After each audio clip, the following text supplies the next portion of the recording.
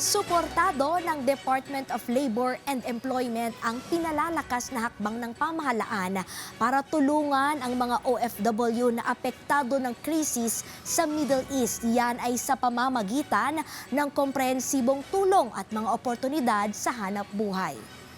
Nakatanggap ng agarang suporta ang mga repatriated OFWs sa ilalim po ng bayanihan para sa balikbayang manggagawa na pinangungunahan ng Department of Migrant Workers noong April 15, 2026 sa Leyte. Dinaluhan ito ni Pangulong Ferdinand R. Marcos Jr. at nagsilbing one-stop shop para sa trabaho, livelihood at social protection upang mapadali ang reintegration ng mga umuwi.